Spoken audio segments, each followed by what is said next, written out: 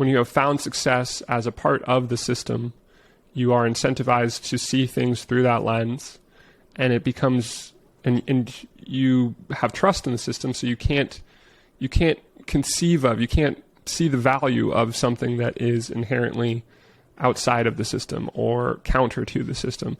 And that's what Bitcoin is.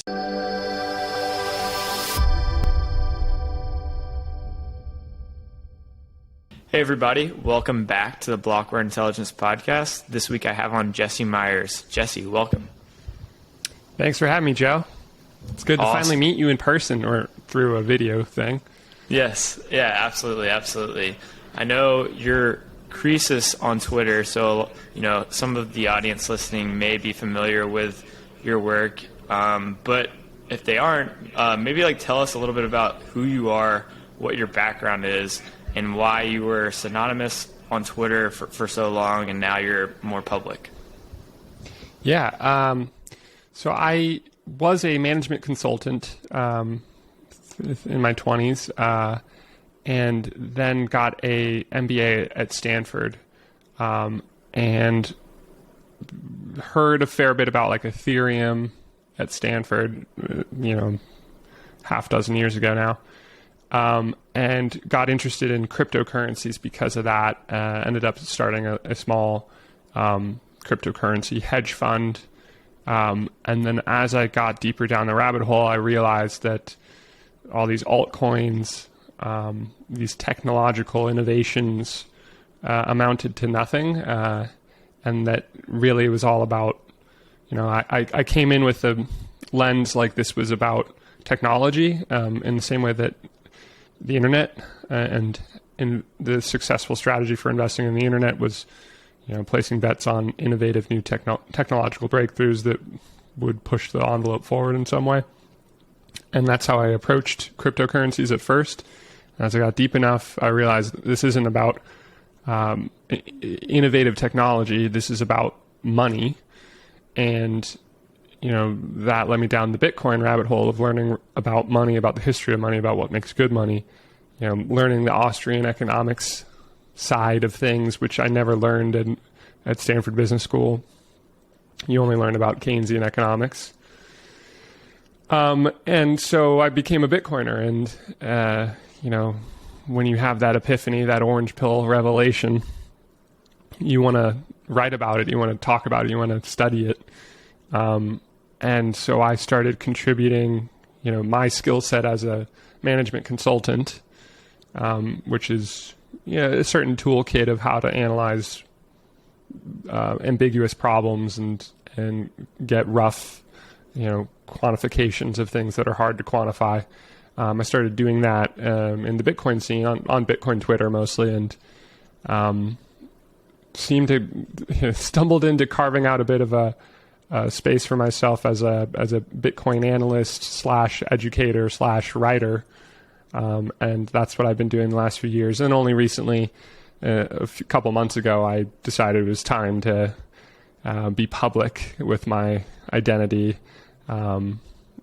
Basically, that my career had become so focused on Bitcoin that there was no point in keeping my Bitcoin world separate from my real identity. So it was time. And then that catches us up to the present. Awesome. Yeah, I don't have the management consulting background, but I had a similar path of being synonymous on Twitter for a while. And then eventually, once I started working in the space full time, I decided to bring out my actual name. Yeah. And I remember we talked about that on Twitter DMs a few years ago when you were deciding whether or not to be more public or remain a NIM. So I'm glad you did that. Yeah, likewise. I definitely want to dive in further on how you originally got into Bitcoin, because I remember, I think it was you and I talked about before how you fell for one of the coins back in 2017 that was really popular was Nano, and they basically promised infinite transactions per second. And I think a lot of people, including myself, when I was originally getting into the crypto space, I was like, okay, Bitcoin's cool, but it's obviously too slow. It doesn't work well. It's not scalable. something like Nano is going to be the future, and the price was pumping a lot in 2017. So I was really excited. I'm sure you were too. Why do you think you originally fell for that narrative at first? I know you talked about like you were interested in the technology, but is there can you dive deeper into that idea? Yeah, I think at that time I was thinking about use cases and trying to understand what different coins covered in terms of what you're ultimately looking for with a digital money. And the Nano was really like the last thing that I could make a case for in my head, and that was because I hadn't yet fully wrapped my head around the Lightning Network, and ultimately the Lightning Network fully checks the box on Bitcoin being possible to fully satisfy what's needed as a medium of exchange, platform or currency, and that's because the Lightning Network enables very cheap, near instantaneous transactions, and that's what you need if you're going to go buy something in a store. You need that thing to process immediately, and with on base layer of Bitcoin, it takes 10 minutes, and that's not feasible for buying stuff in a store. So, when I was interested in Nano, I think I was coming around to the fact that, okay, store of value, Bitcoin has that covered, but I don't think it can satisfy the world's transaction demands, on the base layer. And I had misconceptions about how feasible Lightning was in terms of scaling. And so Nano represented this technological innovation that seemed to satisfy that other big use case bucket of, so store of value, fine, that's Bitcoin, but what about medium of exchange? What's going to win there? What are the properties that are going to win there? And so I was excited about the technology there, the innovation that I perceived to be there. Still not yet fully understanding that money works in different ways. That you first have to be, you have to establish intersubjective value within a society of everyone values, or enough people value this thing, this commodity, this collectible, such that people know that some people value this thing, and then therefore everyone values that thing because they know that there's somebody who will pay you for that. So suddenly you've gone from a collectible to a store of value asset. And so, this is the history of money with commodity monies in the past, with shell money, with beads, with gold, silver. You have to have intersubjective value, which means that that people value it, and so therefore you value it. And Bitcoin is currently still bootstrapping through that evolutionary process. But once it has, and for some people it already satisfies that. Like, I already view it as my store of value, so do you. But most people don't view it that way yet. And so it'll make its way through the adoption curve in terms of store of value. But for the people who already view it as a store of value, it becomes a logical thing to transact in. It can be a medium of exchange if both parties value it. And then you just need the ability to transact quickly, cheaply, using that currency that you mutually value. And that's what the Lightning Network or other side chains enables with Bitcoin from a philosophical point of view. And so, the Nano idea was a cool technology that skipped over the bootstrapping of intersubjective value that's required to make a stable currency, a commodity that people mutually value and then therefore are willing to hold, and therefore it retains its value because people are holding it. Anyway, so I think Nano was the last bastion of my belief that there could be a multi-coin future because Bitcoin didn't satisfy all the use cases of digital money. But as I got further into studying money and studying what the Lightning Network can do, it became clear that nope, the Lightning Network and other side chains make everything that you want in a digital money possible through Bitcoin. Yeah, I think that was very well said. I mean, Bitcoin's basically on this quest to become the most marketable and saleable good, and it's kind of doing that because of, like you said, of its unique monetary properties that humans are just naturally converging on. It's immutable, verifiable, scarcity, divisibility, portability, fungibility, etc. So I think you made some fantastic points there, and it makes sense as to why there is really no place for second best or nano or other tokens like that. It just makes sense that you would naturally converge on one tool, and that tool that's the best tool is Bitcoin. Yeah, and there will probably always be some marginal use cases at the very fringes that Bitcoin doesn't directly incorporate.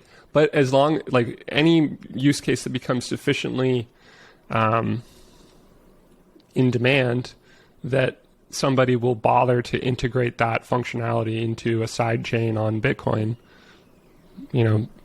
so that at the very fringe there will always be some things that live off of Bitcoin, but if they become sufficiently significant, they will be incorporated into Bitcoin. Yeah, exactly. That's something that I've been actually diving into more recently, and I don't know if you've done too much of a deep dive into it, but side chains like Rootstock specifically, Liquid is debatable whether I guess it's a side chain because it's more of like a federation. And there's like the Truthcoin guy who came out with like BIP 300, which is a way to like make Bitcoin side chains more trustless. You may have no comment on this. I don't know how deep into looking into. You're more Bitcoin technical than I am, Joe. Fair enough. Well, we'll skip that one then, and I want to talk about one thing that you mentioned on Twitter. Basically, you made like an interesting tweet about how during the past cycle, Bitcoin demand on FTX and potentially even other exchanges was basically used to bid up altcoins instead. What do you mean by that? Can you expand on that idea?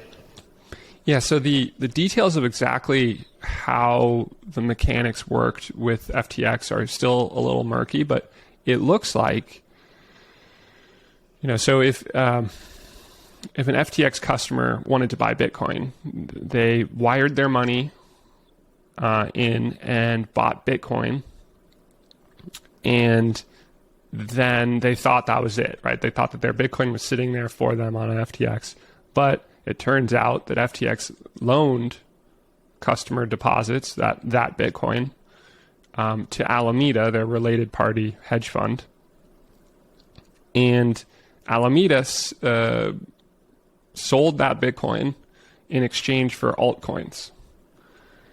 And so, if you bought Bitcoin on FTX, your money was actually used, it was used to buy Bitcoin, then sell Bitcoin. And then at the end of that chain, bid up altcoins. So, FTX's self-attested financials, which I think are actually probably wrong, and we'll find out what the true financials are later, but the self-attested ones is that FTX has a $1.4 billion in Bitcoin obligations and zero Bitcoin on their balance sheet, meaning that that $1.4 billion worth of Bitcoin is what they owed to customers that wasn't there anymore. And that amounts to 80,000 Bitcoin. And, it's only been a year since the peak. It's only been, so you assume that those obligations popped up in the last year. And during this halving era, collective Bitcoin mining is mining 330,000 Bitcoin a year. So 80,000 is about a quarter of that. So for FTX to have $1.4 billion and 80,000 Bitcoin paper obligation with no reserves to fulfill that means that they, quote unquote, created 80,000 Bitcoin out of thin air and, on paper. And that means that they were, quote unquote, increasing the amount of Bitcoin that was mined in the last year by 25%. And they're probably not the only people to do that. And in fact, I think that 80,000 Bitcoin number is low. I think that once the bankruptcy team figures out what the true debts are, it'll be more than that. So maybe FTX alone accounted for doubling the current Bitcoin mining worldwide over the last year. Or maybe it was a few different entities that collectively doubled the amount of Bitcoin mined in the last year, quote unquote. So when I look at that, that stands out to me as a major driver for why the price is so low right now. How are we down at 16,000 when we've never gone below the prior cycle high before? And then you introduce this it looks like just, facts here that paper Bitcoin was printed in the last year that made it so that, there was more Bitcoin going out into the market to meet incoming demand, or so people thought. And that means more supply, but no change in demand. And that means that the price gets driven down in this free market of Bitcoin. So I think I think we will find that this paper Bitcoin has been suppressing Bitcoin's price over this last year in particular and driving it down lower than it should have gone at this point. And it'll be very interesting when that pressure is no longer in place. That downward pressure of paper Bitcoin being created is relieved. We might be a ball underwater in terms of where the current price equilibrium is at. And that price equilibrium may be based on, 2x the actual mining going on. And you take away half of that, where does the price equilibrium go to? Here's hoping that's, a thing that plays out over the next 12 months. Yeah. So I guess your view is that the price is lower now because of that paper Bitcoin. Do you think that the bull market last year, we'd never really had that blow off top that traditional Bitcoin, parabolic bull runs end in? Do you think that this had to do with that lack of blow off top too, or is that just a coincidence? Yeah, I think that the lack of blow off top is related to other factors in the market. And I'm not really sure how much of it. So part of it is that we had a bimodal top. We had two different tops. We had the spring 2021 top, and then incidentally 12 months later we had the Celsius Three Arrows Capital blow up. 12 months seems to be the magic number in Bitcoin because it was 12 months from the 2017 top to the bottom in late 2018. 12 months from the first bimodal top to the Celsius Three Arrows blow up. And then we had the second bimodal top a year ago. And now we have this latest blow up with FTX, 12 months later. Why we got the bimodal top is probably because of the China mining ban, sort of short-circuiting the flywheel effect that develops a mania at a top. And so that right there kind of muddied the bull market top. I was expecting it to blow off top, and then we didn't because of the China mining ban. And then it felt like we were coming back and we were going to break into price discovery again in late last year. And then we didn't because in both of these cases, there was high leverage longs had accumulated and high funding rates had resulted from that. So there was a large incentive to short Bitcoin or to hedge and collect the premium on that funding. And so that might have created a ton of headwind in both of the bimodal tops. But then, this time last year, the Fed started to pivot to risk off for markets everywhere. And that kind of, blew a cold wind into crypto markets. So there's several factors that I feel like added up to making it impossible for a classic blow-off top to happen. And I think that the preponderance of leverage and what that meant in terms of the funding markets probably means that we won't see blow-off tops in the future. I think that's a maturation of market mechanics that, now there's a way for speculators to take the opposite bet, take the opposite side, and collect the premiums. And that I think will be a force that steps in whenever the market gets too bullish or too bearish going forward, and that inherently rounds tops and bottoms more than we've seen in the past. Yeah, I agree. I think that makes a lot of sense. I definitely think China mining ban played a decent role in preventing, Bitcoin from reaching maybe like 100,000, because I think there's probably a lot of sell pressure from all of the Chinese miners trying to sell their ASICs, sell all the Bitcoin that they mined, and relocate all of their infrastructure. And then at the same time, we saw a lot of capital in the U.S. flow, not necessarily into Bitcoin, but Bitcoin mining at the end of last year, when, if it didn't make sense to mine a bunch of Bitcoin, maybe that capital would have flowed straight into Bitcoin and bid it up to 100,000 plus. But yeah, the derivatives futures, and I think played a role. To bring that back to FTX, why did Solana do so well? Was it that people who were buying Bitcoin on FTX had their money routed to Alameda, and that was actually bidding up Solana instead? It seems like altcoins took some of the demand flowing to Bitcoin. And that might have also helped prevent us reaching 100,000. Yeah, definitely agree. So kind of going back to the idea, you were comparing the amount of Bitcoin that FTX basically claimed to have but didn't have to the amount of Bitcoin that miners are mining on a yearly basis. Do you think that Bitcoin halvings act as catalysts towards Bitcoin's parabolic bull runs? Or, are markets efficient and are they priced in? How do you think about this? Yeah, I think that Bitcoin is the single best refutation of the efficient market hypothesis, because it is just supply and demand mechanics that have played out and are set to play out every 4 years, and yet the market hasn't priced that in, because how do you price in increasing scarcity? How do you price in absolute scarcity?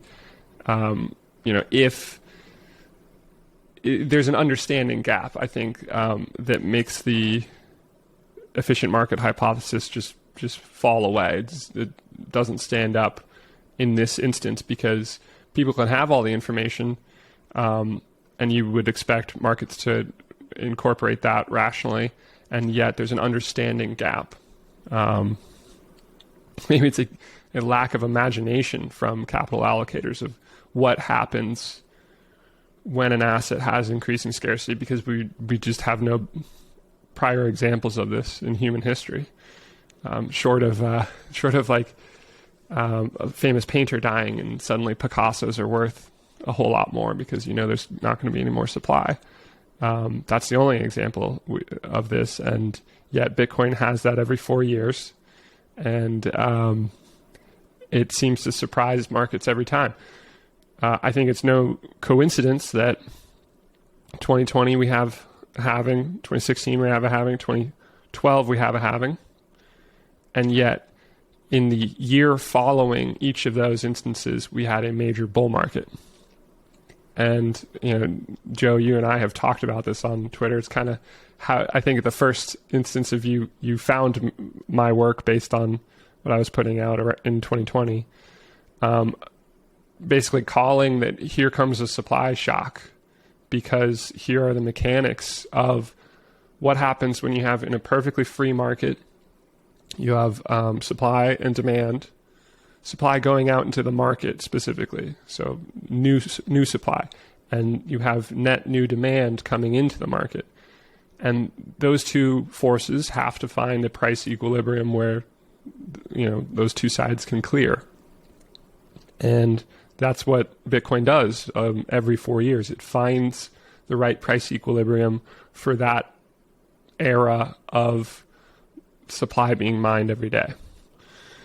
And then all of a sudden you cut that supply being mined every day in half, but demand doesn't get cut in half.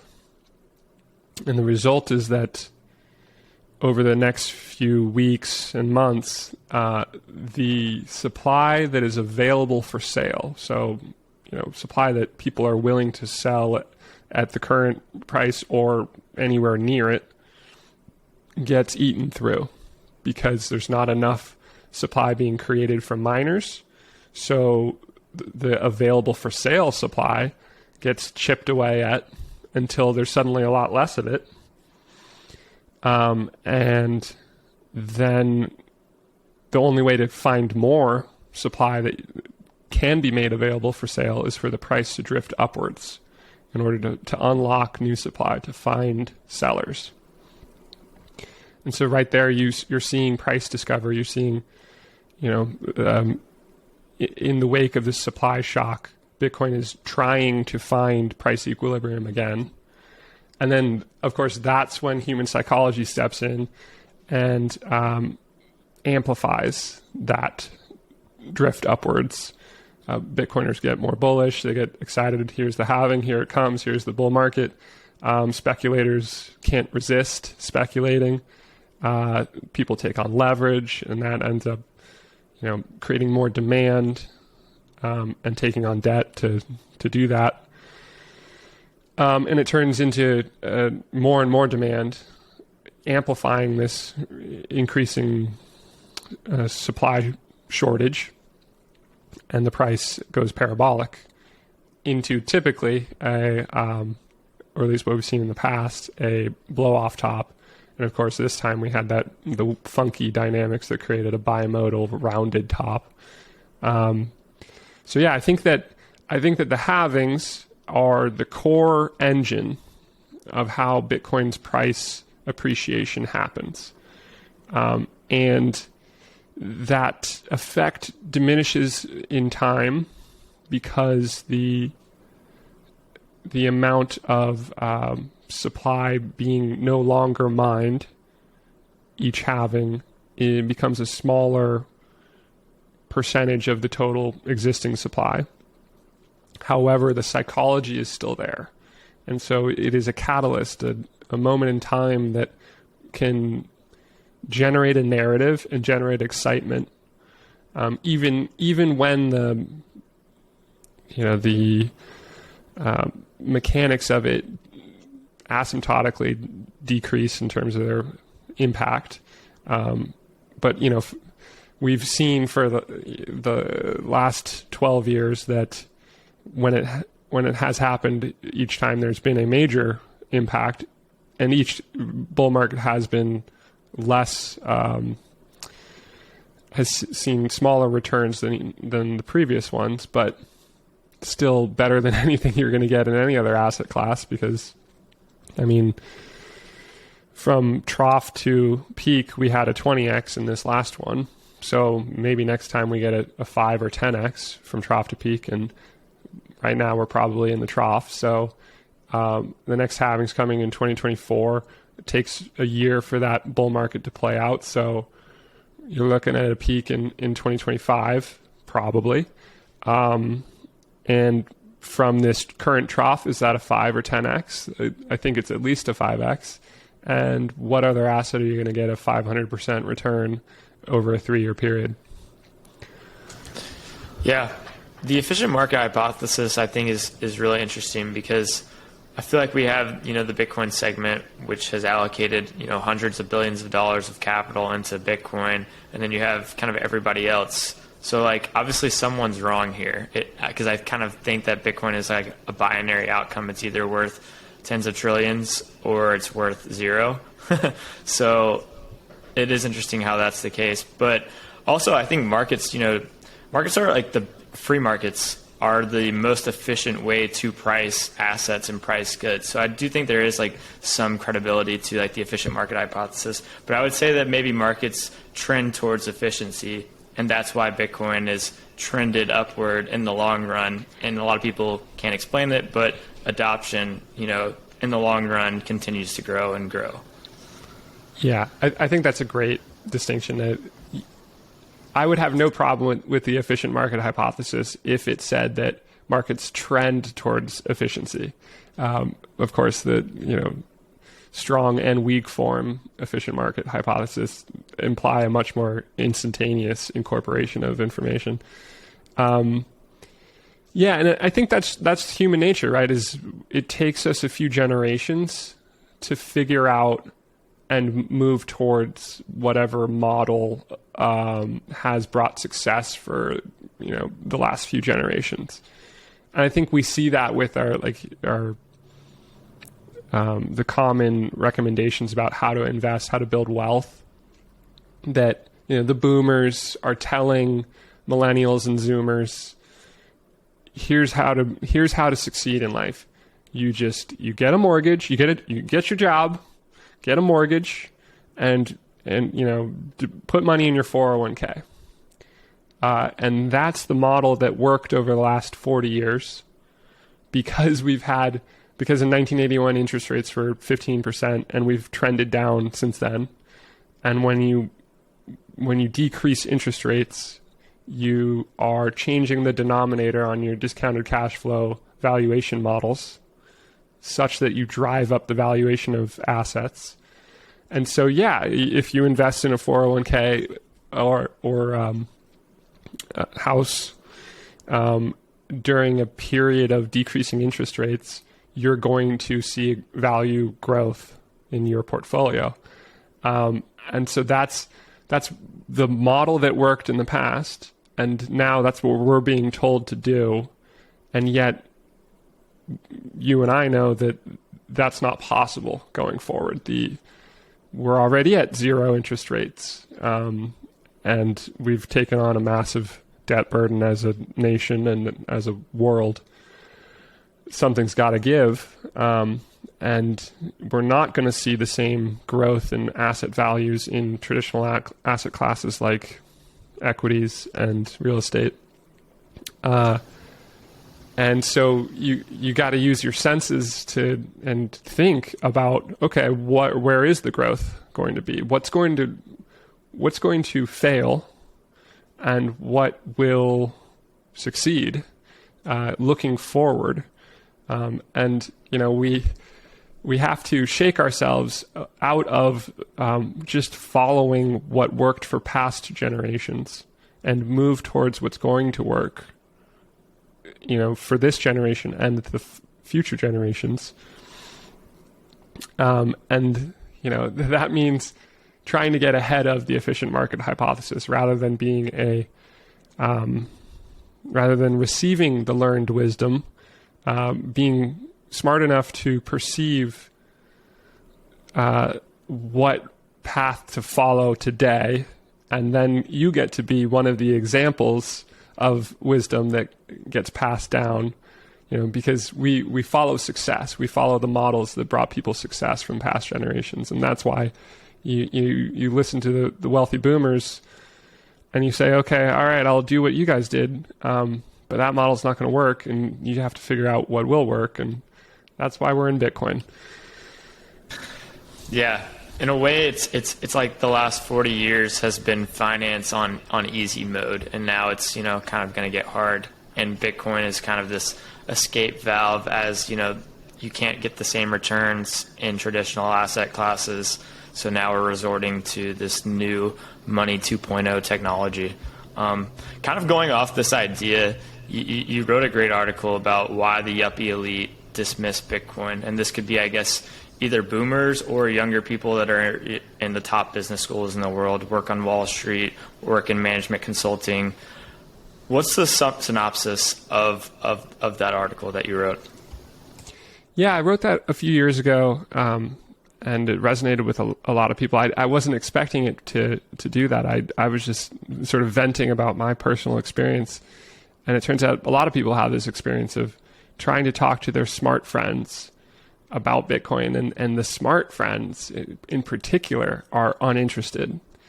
And, there's memes that have been made about like the smartest people like Bitcoin, the dumbest people like Bitcoin, and the midwits are the ones that dislike Bitcoin. But I went to Stanford, and I was around some of the smartest people I've ever met, and they're not interested in Bitcoin. So, I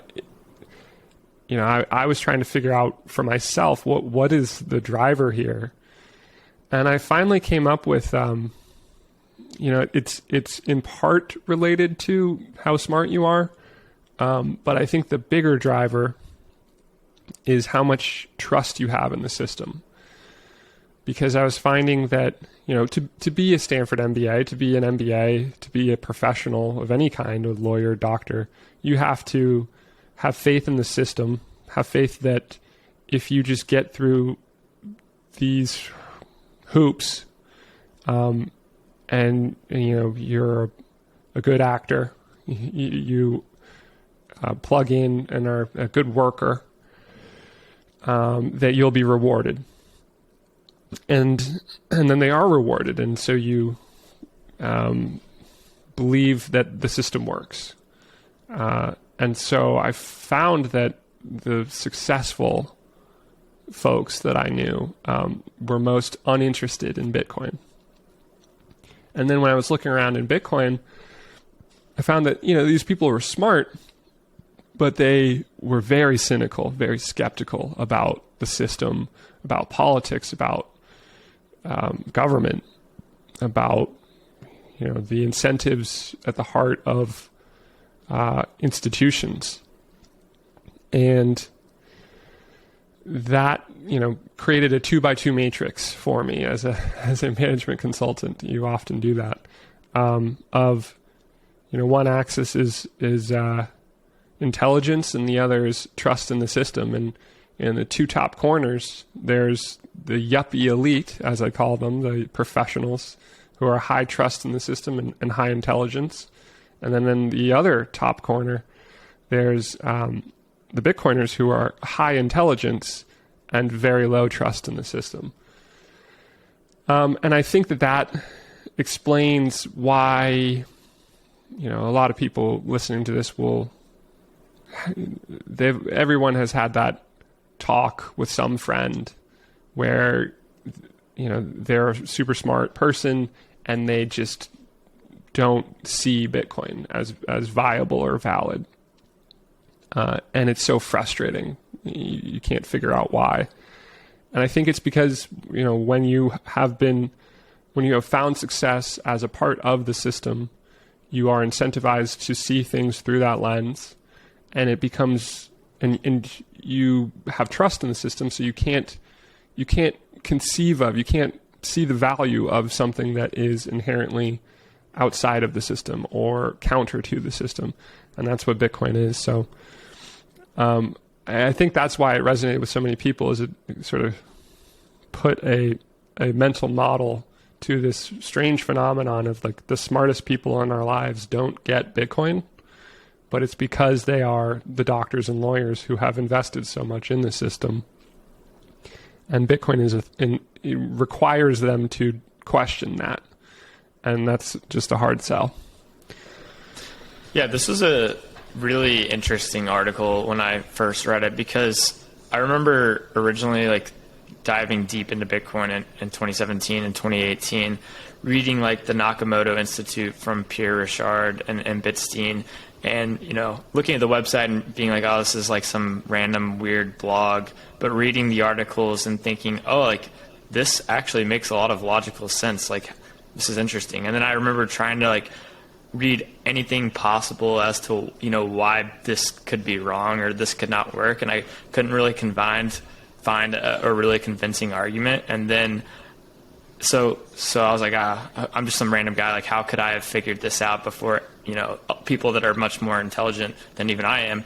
And your article explained it to where, oh, actually, it makes a lot of sense that these people wouldn't get it. You kind of, really, to get Bitcoin, you kind of have to have this very unique bias as to like how you perceive the world, and that enables you to like grasp Bitcoin fairly quickly. And then the other people that are maybe very intelligent, it takes them a little bit longer, a lot more touches, or like you said, they have to lose more faith in the system, which I kind of feel like over the past 2 years has kind of been happening, where, whether it's things like COVID or other, geopolitical events going on, people are losing more and more faith in the larger institutions that are all throughout the world. And maybe that's a trend that will continue as Bitcoin continues to rise. Yeah, I think you're right. I think it will. And I think it speaks to that point you made there of like, people often refer to Bitcoin as like an intelligence test. And it's not that. It's a question of how much time you have spent, thinking about it or being exposed to how it could work. It's not that hard to get, and so it doesn't really require you to be all that smart or all that deep in economics. In fact, the more you have already learned about economics, the more you have to unlearn before you can start getting Bitcoin. So I think one of the things that people get hung up on is that same question of like, okay, Bitcoin seems incredible, but like, what am I missing? How am I getting hoodwinked? Because surely there are smarter people that have figured this out first. And when I look around at my smart friends, they're not interested in Bitcoin. So how am I getting hoodwinked? And yet it's this, I think the reality is that the smart people in your life have not spent the time considering how Bitcoin could be right, because they dismiss it right away, to their detriment. Yeah. I think that was another really telling aspect of it all for me, listening to, as I dove deeper into what Bitcoin is, trying to understand it from maybe an economics perspective and also from a technical perspective, hearing very smart people speak about it on CNBC or Bloomberg, and then realizing that like they don't even really know what they're talking about necessarily. Like some things that like they don't even understand like the very basics of how Bitcoin actually works. How can they actually have a pretty like informed opinion on what's going to happen to this over the next 5 to 10 years? Like they barely even understand it. And it's like you said, they just don't really care. They just immediately have dismissed it to begin with. And that's why that's the opportunity, right? I mean, that's it. But yeah, one last question and then we'll wrap it up. I always like to kind of end a lot of the podcast talking about how Bitcoin looks in 5 to 10 years or 20 to 30 years. Do you believe in the idea of like hyper Bitcoinization, and like what does that even mean to you if you do or if you don't? Yeah, I think we are living through hyper Bitcoinization. I think that there's a misconception that hyper Bitcoinization will be some rapid 1 year transition or something like that. But in terms of human history, this is already a crazy fast rate of change. What Bitcoin has already done in 12, 13 years constitutes hyper Bitcoinization. You just have to project that trend forward and see what that looks like, because some of the analysis that I like to do is taking stock of how early we are in the adoption curve. You sometimes hear numbers like, oh, there's 150 or 200 million people have already adopted Bitcoin. There's one fund I know of that claims that 53%, I think, of the US has already adopted Bitcoin. But that's not true. That's total BS. And it's a misconception because maybe 160 million people have ever touched Bitcoin or ever touched crypto. But how many people understand Bitcoin for what it is, which is a savings technology that is the best store of value you can hold today and going forward into the future because of its properties of increasing scarcity and the fact that it's underappreciated, undervalued by the rest of the investing world. How many people understand that? Well, there's only 4 million Bitcoin addresses that you can see on the ledger.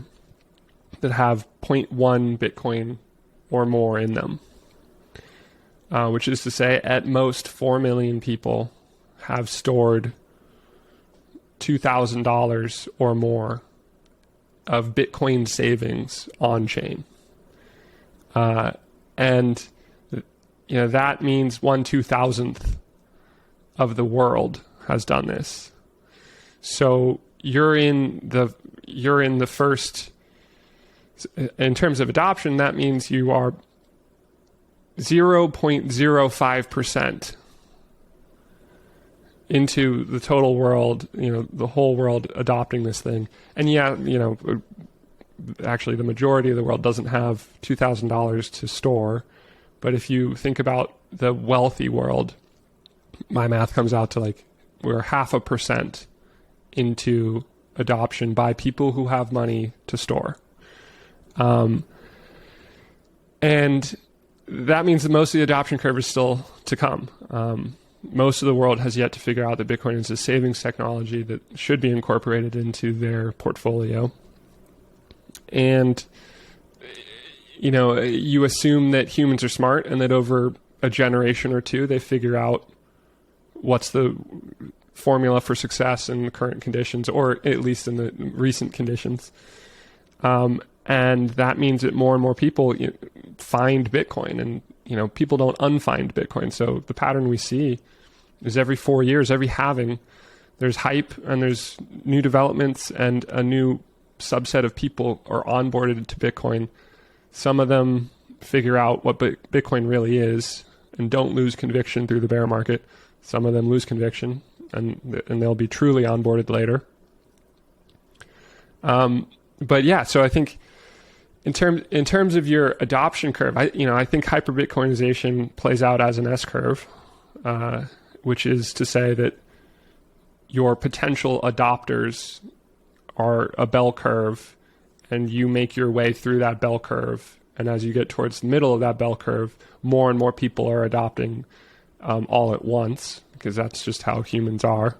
And that's why you end up with a sharp S-curve shape. And we're slowly making our way towards the middle of that bell curve of adopters. And it doesn't feel like hyper-Bitcoinization, but on a human history timescale, it absolutely is. And so if you play that forward 10 years, 20 years, we probably get to the heart of that bell curve. And I think when you think about the total valuation of Bitcoin, it's, right now it's like 300 billion. And gold is a 10 to 13 trillion dollar asset. And because of, in a financial landscape with $900 trillion of assets between all different asset categories, 400 trillion of which is simply looking for a good store value asset, which is to say, looking for places to propagate. People are looking for places to put money to propagate it through time without it losing purchasing power. And guess what? Bitcoin is the best asset in human history if that's what you're looking for in terms of its properties, because of increasing scarcity and having a hard cap supply. So people will find that, and will continue to find that. And you're starting from a $300 billion base. It's better than gold in that sense, because there's 2% more gold being mined every year, and we're already below that for Bitcoin, and it gets cut in half every 4 years. So I think over the next 10 years, we get to 2x gold, which would be $1 million per Bitcoin. And then interestingly, it doesn't stop there. The mechanics that make Bitcoin continue to appreciate in value keep going for the next 100 years. So, I think the full potential for Bitcoin is something like $200 trillion total, which is $10 million in today's terms per Bitcoin. So I think that, I think we will see where the plateau is for Bitcoin's full potential, what it reaches. But I think it's on its way to somewhere between 1 million per coin and 10 million per coin. And that'll take 10 to 50 years, so I think 10 years from now, more or less, we're hitting $1 million, and then we'll see where it goes from there over the 50 years that follow. Yeah, I really liked what you said about the idea that we are basically living through hyper-Bitcoinization right now. There's this guy on Twitter, he like runs a traditional hedge fund. I think his name's like Mark Dow or something like that. And he did another tweet today about how Bitcoin is like the dumbest bubble he's ever seen. And I've interacted with him before in the past. And like the last tweet that he added me in, Bitcoin was $6,000. So we're almost up 3x from the last tweet where he was saying Bitcoin is dead, it's over. And it's just kind of interesting how a lot of people kind of that have been in the Bitcoin space for a while, but like are pushed away from it or don't get it. They have this like derangement syndrome where like they think it's over, but like the last time they thought it was over, it would have been a great time to buy. And even if you held and through the next crash, you crushed it. Like you had great returns. And I think he's a great example of we're living through hyper-Bitcoinization. He just doesn't realize it. And that type of psychology comes from that yuppie elite quadrant, right? That having trust in the system and not seeing the point of Bitcoin, and therefore kind of rooting against it, and therefore quite conveniently overlooking the fact that each time there's a bubble, there's a higher high and then a higher low, and that keeps happening. So you got to use your senses and think logically about, is this a tulip mania? And, for context, the tulip mania was it was like a 9-month long speculative bubble that never recovered. So a one and done speculative bubble versus a series of speculative bubbles with higher highs and higher lows following a halving event that cuts supply issuance in half. And those mechanics are set in stone to keep happening every 4 years for the next 100 years. So will this speculative bubble series continue into the future?